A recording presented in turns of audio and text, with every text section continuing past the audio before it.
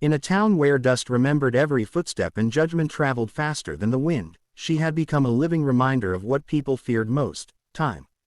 Her name had once been spoken softly, with curiosity, even admiration, but now it was uttered only in murmurs, paired with pity or ridicule. The men of the frontier town had long decided that a woman's worth expired the moment her youth faded, and so she stood alone at the edge of the street every morning, silver hair tied back with care, hands rough from years of honest work, eyes still carrying a quiet fire no one bothered to look for anymore. She had loved once, lost deeply, survived famine, sickness, and loneliness, yet none of that mattered to them. To them, she was simply too old. Too old to desire, too old to choose, too old to matter. They pointed when she passed, laughed when she looked away, and pretended not to hear when her footsteps echoed through the wooden porches of the town. But what they never knew was that broken things often recognize each other. He arrived on a morning when the sky looked tired, riding a horse that seemed just as worn as its rider. The rancher carried grief in his shoulders, loss in his eyes, and a past so heavy it bent his spine even when he stood tall. He had buried dreams, buried people, and nearly buried himself in the land he worked. The town noticed him immediately, not with warmth, but with suspicion. He was strong, yes, capable, yes, but his eyes told stories people didn't want to hear. And when he saw her, standing alone as the whispers followed her like shadows, something inside him stopped running.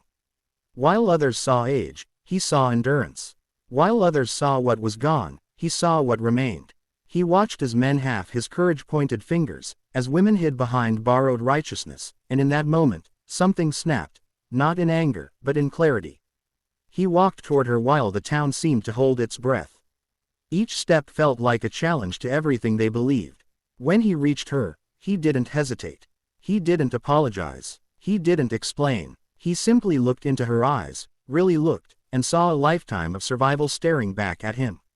He lifted her gently when her knees trembled, not because she was weak, but because the world had grown too heavy. Gasps rippled through the crowd. Fingers froze midair. Whispers turned to silence. And then he said the words that shattered every cruel rule the town lived by: "You're perfect for me." Not because she filled a role, not because she fit an image, but because she understood brokenness without fear. In his arms, she felt something she hadn't felt in decades: chosen.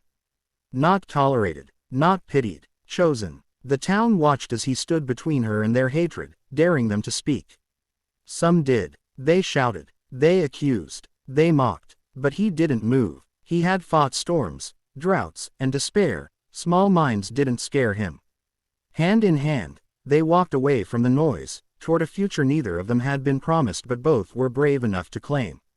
As the sun dipped low and painted the land gold, two discarded souls found something rare: belonging.